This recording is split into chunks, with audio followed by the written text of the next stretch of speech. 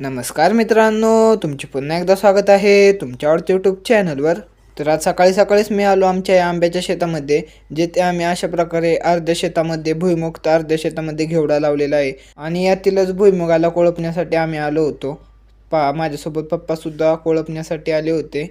आमच्या इथं संपूर्ण दिवसभर पाऊस पडत होता आणि पाऊस न थांबल्यामुळे आमच्या या शेतामध्ये लावाळ्याचे गवत येऊ लागले होते आणि हे गवत काढण्यासाठीच आज आम्ही कोळपायला आलो होतो. यानंतर म्हशींना पाणी पिण्यासाठी घेऊन आलो मी ओढ्यावर.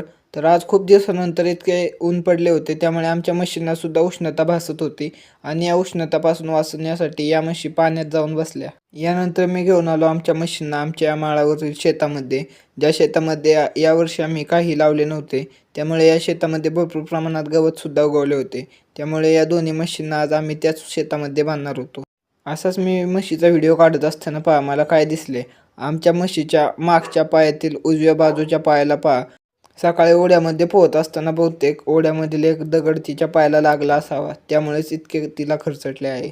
आणि जेव्हा सायंकाळी मी या म्हशींना पुन्हा एकदा माळावरून खाली घ्यायला आलो, तेव्हा या म्हशीने पहा आपल्या भोवतीने जेथे जेथे गवत होते तितके तिने अशा प्रकारे खाल्ले आहे, जसं की एक सर्कलच बनवलं आहे. पहा, मोठ्या म्हशीने खाल्लेले इतके स्पष्ट दिसत नव्हते, परंतु या लहान म्हशीने पहा एकदम परफेक्ट गोल बनवला होता. पहा, इतके चालून चालून तिने तर बाजूने असा खड्डाच बनवला होता, जसं की एखादी फोर व्हीलरने जणू ड्रिफ्टच मारली आहे. पहा, एकदम बरोबर त्याचप्रमाणे हा आकार झाला होता. तर कशी वाटली ही आमच्या लहान म्हशीची कलाकृती कमेंटमध्ये नक्की सांगा. व्हिडिओला लाईक करा आणि चॅनलवर नवीन असाल तर लवकरात लवकर आपले SK12 व्लॉग्स या यूट्यूब चॅनलला सबस्क्राईब करा.